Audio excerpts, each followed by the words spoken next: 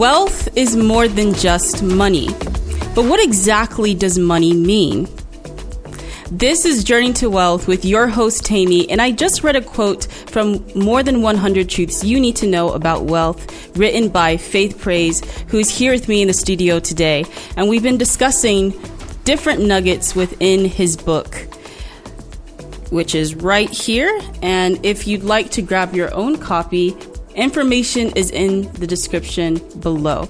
We also have a link to our website for more information concerning the book, as well as some other key insights. So let's get started. What is money? And I'm sure my listeners are wondering, why is she asking such a question? She can Google this. Money is just currency or cash, but it's beyond that, isn't it? Money is a reward for solving a problem. Money is a medium of exchange. Okay. Money is anything and almost everything, including the air you breathe in. Wow. Oh, yeah. Okay. But in this discussion, we will talk about money in two ways, two aspects that are very, very popular. And that is currency or cash, and then a medium of exchange. Okay. Yeah. We all this generation used to currency. But Yes. before this generation, that was a means in which people transact in those days. In the gatherer days, in the history where people has no clothing or shoe, they still exchange goods and commodities. Yes. All right, to some of us, we read it in history. We know trade by barter. That is, you give your product for another goods or product. Yeah. And then it develops because of logistic problems into finding something to represent this medium of exchange. Yes. And many things were used, like cowries, like gold, and then eventually currency. Yes. But the mistake and why many people are poor is because their focus was majorly on currency or cash. And that's why they are poor. This book is written just to navigate people's life, especially people who are poor, to wealth. Yeah. And so my aim is to let them see the two aspects that are popularly known as money, which is the things you have that you can use to get what you want. So the first thing is to know what you need. What you need is what you need. If you need a car, you need a car. Yes. So don't say, I need money. I need a car. All right? I need a house, as I need a house. And if you focus on that, many ideas will begin to flood your mind. And before you know it, you got the car or the house. And that's part of the reason why this book was written, not to concentrate only on getting money. We've known so many people, so many lawyers, so many doctors that have gotten landed property, even a house, by rendering their service. And we've known so many people that have exchanged their land for other things. Of course. So we wanted to see from that perspective. And beyond that is to start to use faith in God as money. So all the ingredients written in this book, about 10 of them, can be translated or used as money. Wow. This is quite the perspective, especially when you mention that you don't need cash or currency to get all the things that you need. At least in today's society, you hand over cash and then you get something in return if you But go this to thing the is store. changing because you use your card now. That is true. Yes, you do use a card. Even before the card, you use your check.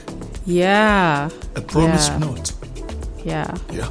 So money keeps changing, just as you described with Money the... never change because it's a medium of exchange. Oh. The idea is to understand the meaning of money, Yes. which is medium of exchange. Yes. Or see it this way, money is a reward for solving a problem. Okay. You have as much money in accordance to problems you solve. So that's why you see many people who are educated are still poor. Could you give an example of that? Because, I mean, even, like, you're educated and you get a job and they hire you because you can solve a problem. But So how what do you many mean? people that have been hired solving problems? When you are hired, most people, they enjoy sitting in the office, not solving no problem. Okay, then I'll ask, what do you mean by solving a problem? Because I'll give an example. Like, if you work in a grocery store and you're a cashier, you are solving the problem of helping that person to, Yes, I understand. So what do you mean by, what kind of problem are you talking about? You see, yes, that's a kind of problem. Yeah. But such company may do without a cashier. They may have other means, especially in this generation of transfer and other things. You know that you can order online now your product. Where's the place of cashier? You understand? Yeah. So that's what I mean by you can go to school and the school or certificate render you useless and poor. That's a hard pill to swallow. So you have to go forward, solve problems. Have you ever wondered why doctors are paid or highly rated? Because of the problem they're solving? It's a problem of life and death. Yes, yes. That's why they are paid much. So if you solve much problem, you have more currency. So, but what I want to leave you with, because this is written in the context of children of God to move from poverty into wealth. You see, God has given us and blessed us with a lot of things that can be translated to wealth, which includes money or currency. Okay. And these are money too, because they can directly be exchanged as well for anything we need. Okay. Yes. So it's important that we change from pursuing only currency. And the pursuance of currency informs why many people went to school. Exactly. Because the idea is the more I'm certified in a particular area, the more I'll be paid. Well, there is a level of truth to that, but it's not total truth. Understand? So, but when you have it in mind that if I solve people's problem, they will release, because money is in people, or money is with people. Okay. But they will not just give it to you because you're a beggar. Yes. But if you solve problem for them, they will release what they have. So now I'm thinking, you kind of mentioned this actually, that as we discussed in our last episode, strategic relationships plays a role here as well, in terms of talking on how money hides in people, or money is in people or with people. Is that connected to strategic relationships? Is that almost the same? Yes, it's part of it. So when we talk about strategic relationship, we're talking about a relationship that are strategic to your path, your road to success, or wealthy place. So there may be an individual that are set on your path, or you look for, that will hasten your journey to wealth. because either you are solving a problem or because you are related to somebody he knows, because whatever the reason, yes, strategic relationship play a very, very important role in your way to wealth. And I'd like to go back a bit because you mentioned that the different ingredients written within this book are basically money, right? That you can exchange for things that you need. No. There are other things. Yes, there are other things, but just let's limit it to the ingredients for the sake of my question. Okay. Now, faith in God, how is that something you can exchange for? In different forms and ways. I've seen people who have used their own faith in God even to help other people, and they were highly rewarded in different forms and ways. Is there a specific example you could I'm careful give? to give examples, but look at the relationship of Elijah and the woman of Sarepta. Okay. If that is too far, let's put a scenario where you meet a man of God. Okay. I've seen a family that have this only boy who was a sickle celler and with some lot of chronic diseases. And this man of God prayed for that child. Was perfectly whole. But I can't tell you how that catapulted the life of the man of God into wealth. I cannot explain that. Interesting story. Is there any other way that you could break that down further? I didn't want to use only faith. Okay. Because I said earlier on, I don't know which of the episode, but when Jesus was in the wilderness and after 3 days he said they were hungry. They were hungry. And they had money to buy stuff, but he had them sit down and multiply what they had at that point in time. 5 loaves of bread and 2 fishes. Yes. And after all had been fed, 12 baskets were gathered. I don't think they spend money. Cash, as it were. Okay. But they spend money. Okay. So what will you say they spend? Their faith. Faith in God. Yes. You understand? Another situation was when the tax collector came and asked for their taxes, and Jesus said they should go into the sea and bring fish and open the fish up and bring the money and pay their taxes. Yes, they spend money, but I don't think that money came as a result of the currency. It came as a result of their faith. Yes. And so many. Now, the point I'm trying to make is your concentration to money may not translate to your wealth, because money is one of the ingredients of wealth. So it's important that you focus on all other ingredients so that it can make an accurate soup. The pepper, the oil, the gas, the pot, the water, the onion, and the rest to make an accurate soup. And wealth is like a soup. And that's what God wants us to concentrate on. So we don't fall into the snare created by currency. Remember, God did not create currency. So the enemy that creates currency also put some traps around it.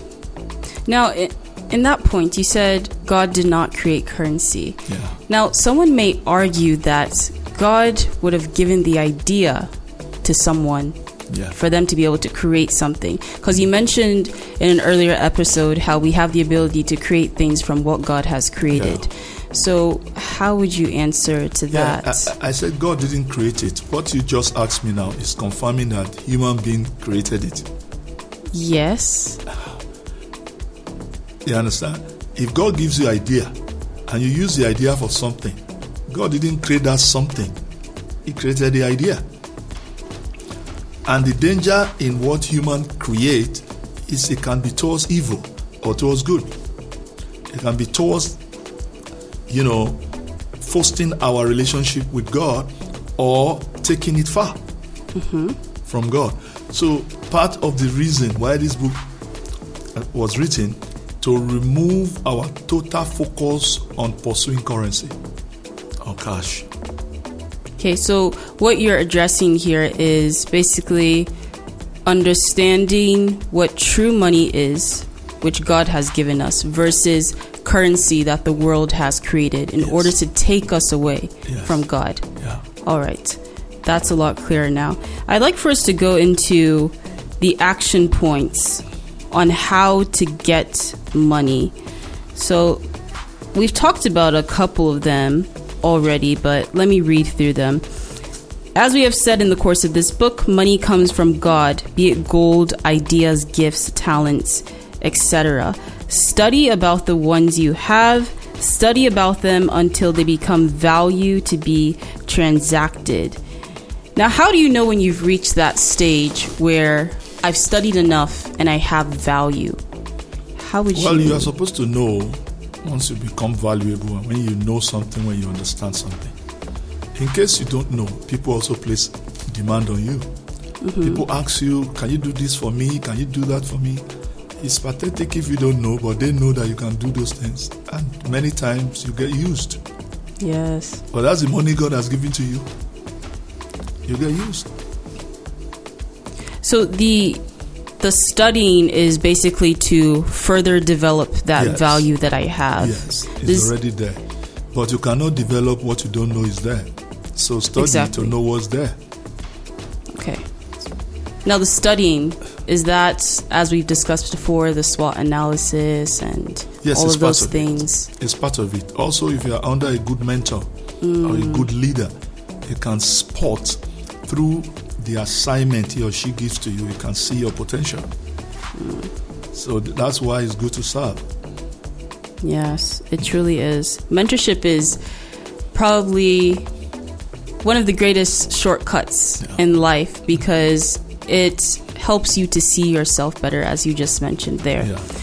Now, the next action point is learn to make it known. Advertisements, the people you need, marketing, and how to meet people's needs, sales. Could you give us a bit on advertising, marketing, and sales, the differences and what that all means? All right. I'll put it this way. Sale is meeting people's need. Yes. That's sale. Sale is not forcing people to get what they don't want. And I said the definition of money is a reward for solving people's problem. Exactly. So if you meet people's need, you get money. So when I said study yourself, know yourself, know what God has given to you, develop it, package it, make it known. That's publicity. Publicize it. Make it known. You know, internet is a very good avenue, and I mean the reach of internet these days you cannot overemphasize. Make it known, and people that need that goods or services will come for you. But there are a lot of wealth resting just with people sleeping and waking up. Between what God has blessed you with and your wealthy place is your action. You cannot be lazy and get well. Yes. You can be lazy and be rich.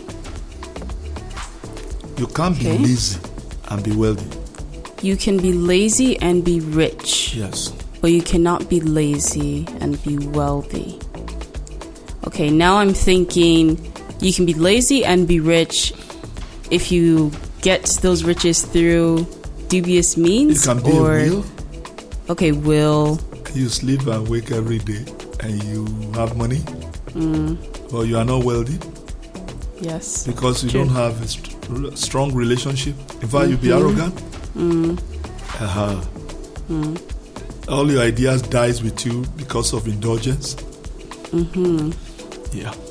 And as we've discussed, wealth is not necessarily, or it's not only about what you have, it's about who you are. So having something like riches in that case is not changing the mentality of that person. Yeah. So, of course, you're lazy, you receive the riches, you'll still be lazy. Yeah. So that becomes clear as well. The next action point is, if you have a skill, start to use it. If you are certified in any area, start to use it. If possible, get a job to start with. If you have an idea, start to implement it. What would you say on that action point? See, if you have a certificate, start to use it. It can spark your journey to wealth. As I explained, remember, my idea to money. How do you see money? Cash or gift, talents, skills, all right? Whichever way you get a currency, your perspective of currency may be as well to eat. There are many ways in which you use money. Yes. You can waste it. You can spend it. You can invest it. If you start to use your certificate, what do you do with the money or what comes back to you? If you use that idea, what comes back to you? What do you do with it? Waste it, spend it, invest it. You understand? But if you are a child of God, from the perspective in which this book came, we believe the God who provide seed for the sower will provide bread for the eater. And what that means is God has other ways in which he may provide what we will eat, that is spent. Because he said he will meet all our need according to the riches in Christ. There are so many things in Christ. But he will provide currency. Anything you translate to currency, he has given you as a seed. Yes. He expects you to use it to further build wealth. Some building wealth may be trying to put them together so that you can invest it, or trying to use it to develop an idea, or trying to use it to foster or start to build a strategic relationship. You have that currency as a seed. So if you use it well, it will hasten your way to the wealthy place. Indeed. Could we also say that money is a seed as well? Yeah, that's what I'm saying. That's what I've been explaining. Like, because we're using money and currency interchangeably, Yes. but they're not the same thing. So, just for clarity's sake. Okay. Now, we said wealth has ingredients. Yes. Many, but we listed 10 here.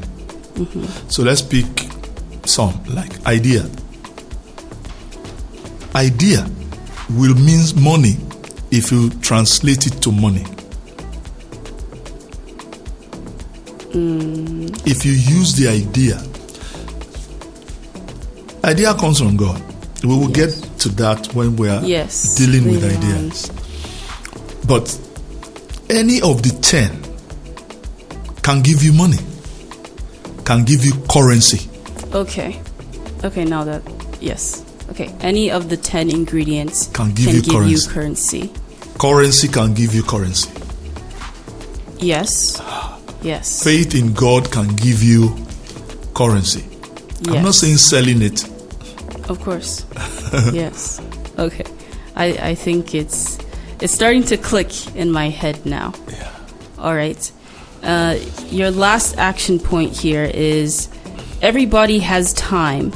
Manage yours very well. Do not stop at your 9-to-5 job. Convert the remaining available time to resources and currency. Now, this is where excuses can come in the sense that, yes, I work a 9-to-5 job.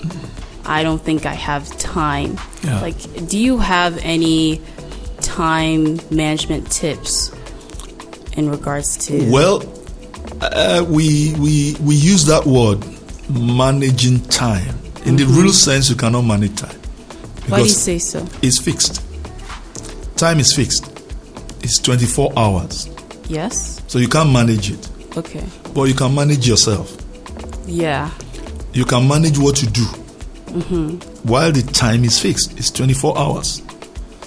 But you can say, well, I want to do this within this time. Now, if you do 9 to 5, which is not actually 9 to 5 in some countries and in some situations, if you live in Lagos, you are not doing 9 to 5, you are doing 5 to 9.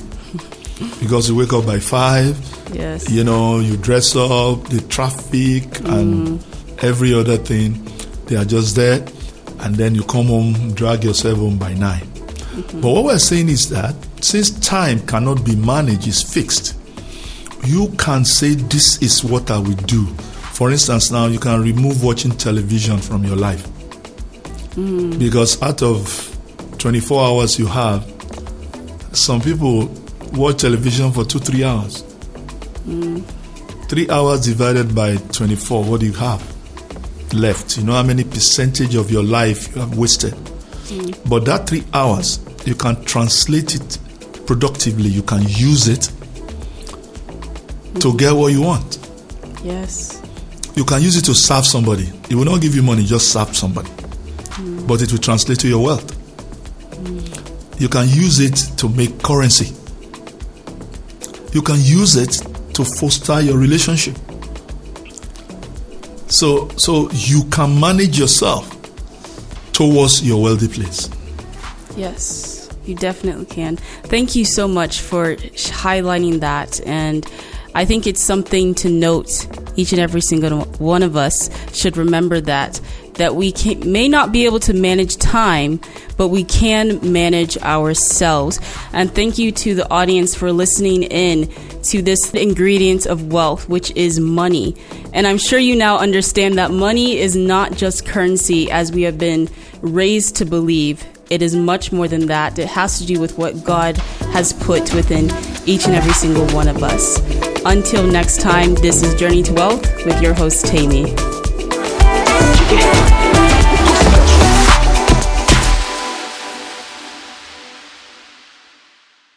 If you enjoyed this episode, don't stop here. Check out these 2 videos for more insights. And don't forget to like, subscribe, and turn on your notifications so you never miss an episode.